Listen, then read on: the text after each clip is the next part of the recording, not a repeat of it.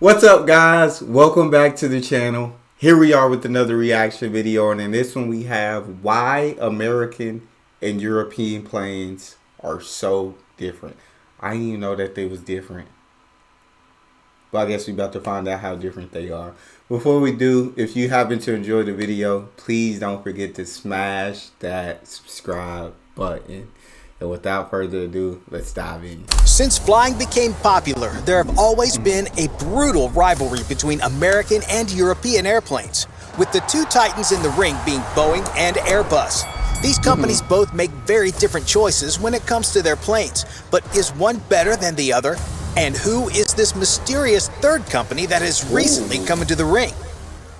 Starting with the world of aircraft appearances, it's actually quite easy to tell the difference between a Boeing aircraft and an Airbus plane just by giving them a quick glance. But there's more to it than just looks. These aviation giants have unique styles that reflect their distinct engineering philosophies. Boeing has this characteristic nose shape that really stands out, often more pronounced compared to Airbus. This isn't just for show, it serves several practical purposes, like accommodating different cockpit arrangements. You can spot a Boeing by those trademark eyebrow windows above the cockpit, a pretty unique feature.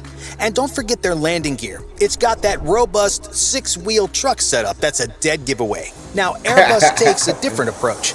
They go for a more streamlined nose profile, which is all about maximizing aerodynamic efficiency.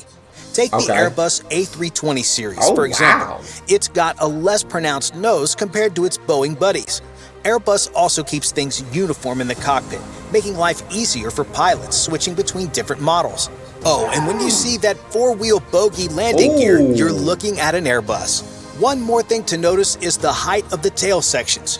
Boeing planes tend to have taller tails, which helps with stability during takeoffs and landings, especially when things get a bit bumpy. Airbus goes for a slightly lower tail, all in the name of aerodynamic efficiency, which means less drag and better fuel economy. And don't forget the wingtips. Boeing likes to add winglets to many of their models. These fancy upward-angled wing extensions are all about reducing drag, improving fuel efficiency, and just overall boosting performance. Airbus, on the other hand, prefers a more curved wingtip design, which also adds to their efficiency, but gives their planes a different look. Now, those differences are... So when they talk about, to me, it seems like Airbus is just all about being efficient in the air, all about air efficiency. Every I guess part of their detail and engineering is all down to being efficient in the air, whereas Boeing, I guess they're more so caring about takeoff. They care about landing. They also care about air efficiency, but it just doesn't seem as much as Airbus will care about air efficiency. But they care about landing. They care about takeoff and things such as this. Aren't just for show. They tell a story about how these manufacturers approach their aircraft. Boeing is all about flexibility and adaptability, which is why they take a more modular approach to cockpit design and other aspects of their planes. Airbus, on the flip side, really prioritizes aerodynamic efficiency and keeping cockpit layout standardized. And hey, we'll spill the beans about that mysterious third player who aims to destroy the other two in a bit. But for now, let's shift our focus inside these planes because the differences there can be just as intriguing, if not more so. Now, so we got adaptability and flexibility versus aerodynamic efficiency thus far.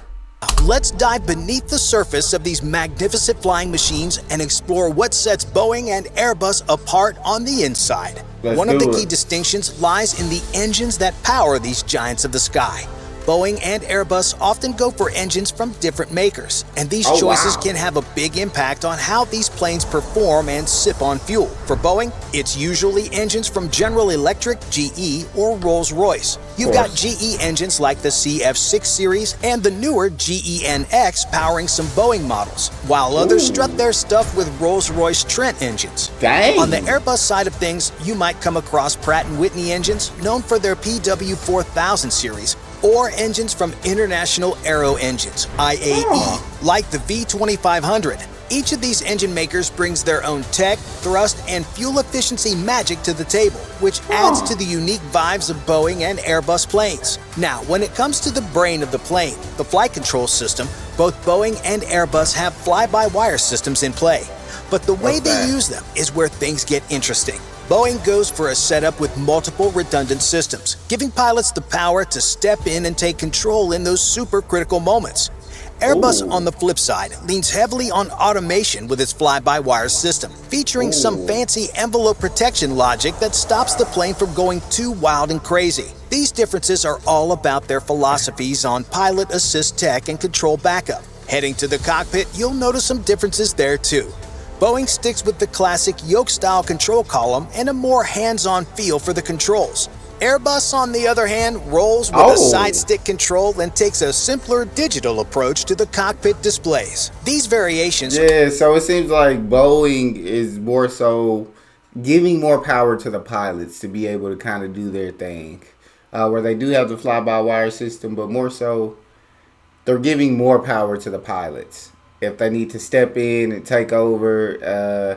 Whereas I feel like Airbus is more about digital technology, and kind of the pilots have power, but it seems like the plane it's more so, I guess the technology is giving more so the power in terms of maybe the pilots aren't allowed to step in and take over if need be. Maybe the pilots aren't allowed to do certain things that they would want to do, but more so the plane's designed to fly certain ways, to do certain things, and it's more about the digital technology.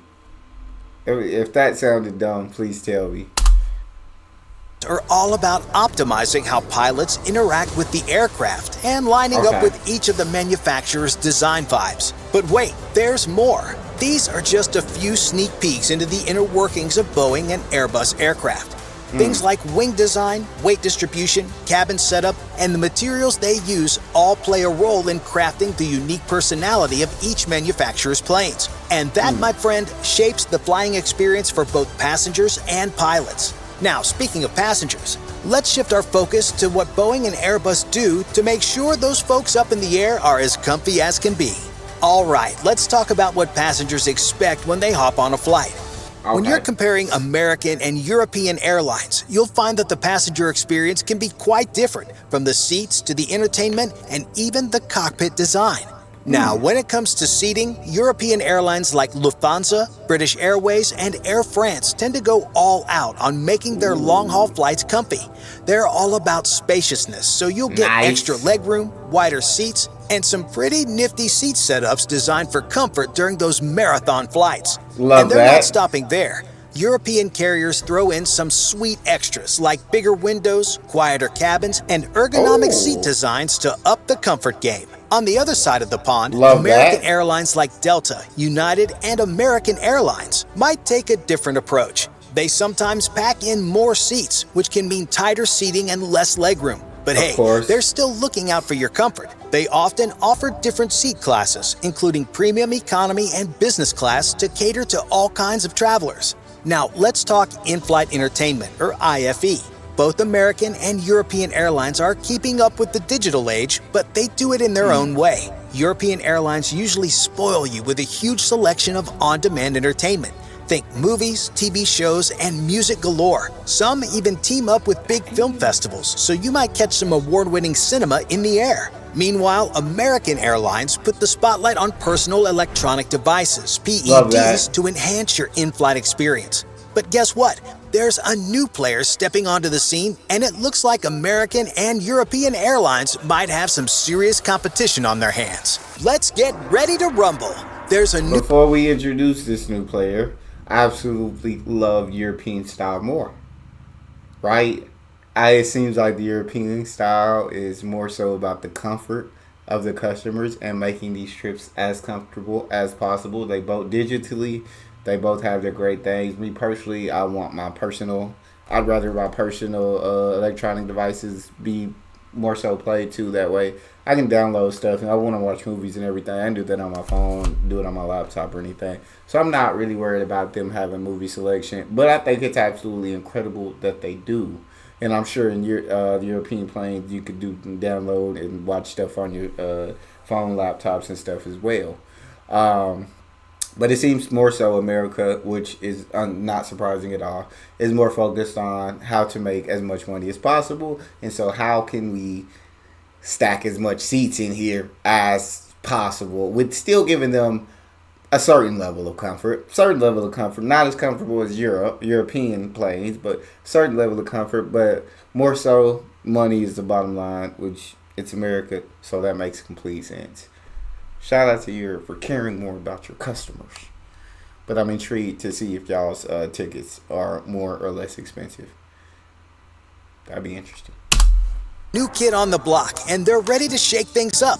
Meet COMAC, short for the Commercial Aircraft Corporation of China, a state-owned aerospace manufacturer with some big global ambitions. While Boeing and Airbus have been calling the shots for ages, COMAC's entry into the scene is stirring up some serious competition. In terms of looks, COMAC's planes seem to borrow a little something from both Boeing and Airbus. Take the COMAC C919, for example. It rocks a blended wing-body design that's suspiciously close to Boeing's 787 Dreamliner. This design is all about boosting fuel efficiency and giving passengers more room to stretch their legs. Love that. And if you look at the nose and cockpit layout, you might spot some similarities with the Airbus A320 series. It's like COMAC's taken a bit too much inspiration from the industry giants. But COMAC isn't just following the crowd. They're putting their own spin on things. You can't miss the Chinese cultural symbols and colors splashed all over their planes, inside and out. The exterior often flaunts intricate artwork that celebrates Chinese heritage, setting it apart from the more conservative looks of Boeing and Airbus. And once you're inside, you're surrounded by Chinese motifs, giving you a strong sense of cultural identity and national pride. Now, one area where COMAC is playing by the same rules as the big players is their choice of engines. The C919, for instance, goes with engines from CFM International, a joint venture between General Electric and Safran Aircraft Engines. That's the same engine deal that Boeing and Airbus have had going for ages. It shows that COMAC is all about sticking to the international norms and tapping into established engine tech. But let's not kid ourselves. COMAC's journey hasn't been all smooth sailing. They've had their fair share of challenges with things like manufacturing quality and certification processes. But hey, every obstacle they've faced has only pushed them to get better and more innovative within the Chinese aerospace industry. When it comes to the tech inside their planes, the C919 doesn't disappoint. It's loaded with the latest fly-by-wire technology, making those flight control systems super sophisticated and efficient. And COMAC has gone all out with a bunch of high-tech avionics systems to boost situational awareness, navigation, and safety. COMAC's move into the aviation game isn't just about them. It's a sign of China's dream to become a major player in the global aviation scene. But don't worry, Boeing and Airbus aren't giving up their thrones just yet. Of course not. Still, COMAC's Of course they're not going to give up their thrones, but we got a new player on the scene. I'll finish it and I'll talk a little bit more about it after the video. Reminds us that the aviation landscape is always changing. With its blend of design inspiration and cutting-edge tech, the C919 is a bold step towards shaping the future of flying. Thanks for tuning in, and catch you next time. Yeah, that was a great video. So we got to see kind of the difference between American and European planes, and I'm very interested to hear, like, what do you guys think about the differences? Which would you guys rather fly on? Which is more affordable? There's still questions that I need answers to when it comes to comparing these two planes. But I think it was very interesting. The cockpit difference was probably the most interesting one I saw. Yeah, I guess, like I said, America's plane looks like the pilot did have a little bit more power, whereas the European plane was based kind of on digital technology, and looks like while the pilot had power, more so the digital technology, there were certain things maybe the plane can and can't do that the pilot's not allowed to do. I'm not completely sure. But let me know how you guys feel about it in the comment section. What do you think of COMAC? Do you think they're going to be able to get on Boeing's and Airbus's level at some point? If you think so, drop that in the comment section as well. Please don't forget to subscribe, give the video a thumbs up, and check out that next one. I'll see you guys next time.